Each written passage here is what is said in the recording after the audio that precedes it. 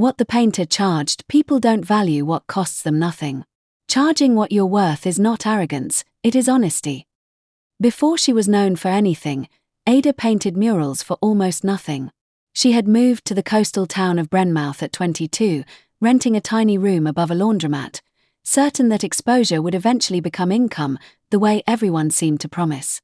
A cafe owner offered her free coffee for a year in exchange for painting an entire wall. A boutique owner offered great visibility for a window display that took her 9 days.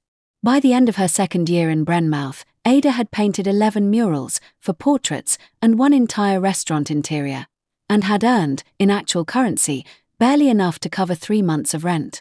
She might have continued exactly that way, had she not met Helena. Helena ran the only art supply shop in town. She was somewhere in her 60s, blunt in a way that startled people who weren't used to it, and entirely uninterested in flattering anyone. "You're the one painting all the walls for free," Helena said one afternoon. "Not entirely for free," Ada said, a little defensive. "I get exposure.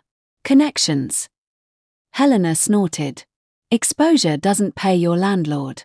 Has anyone you've painted for ever actually paid you what an hour of your time was worth?"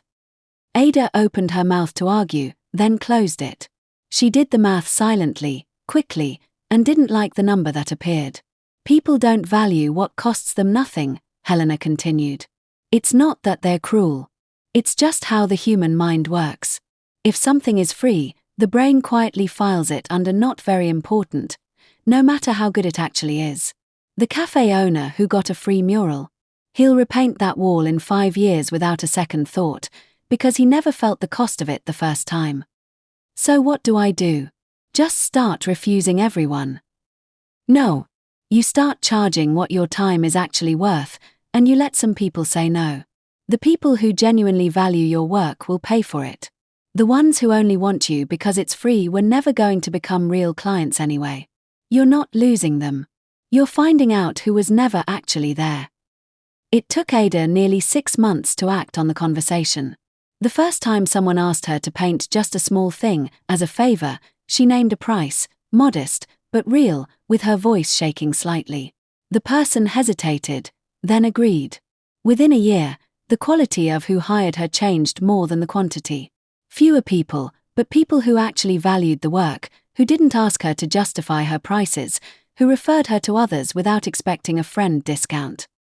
3 years later, Ada returned to Helena's shop to show her a photograph. A mural she'd just completed for the lobby of a regional bank, paid at a rate that would have seemed impossible to her younger self. "They didn't even negotiate," Ada said. "They just asked for an invoice." You know what changed, don't you? It wasn't your talent. Your talent was always there. What changed is that you stopped negotiating against yourself before anyone else even had the chance to. "I still feel guilty sometimes," Ada admitted. "Charging what I'm worth. It still feels almost rude." "It always will, a little," Helena said. "Just make sure the guilt isn't the one making your invoices anymore."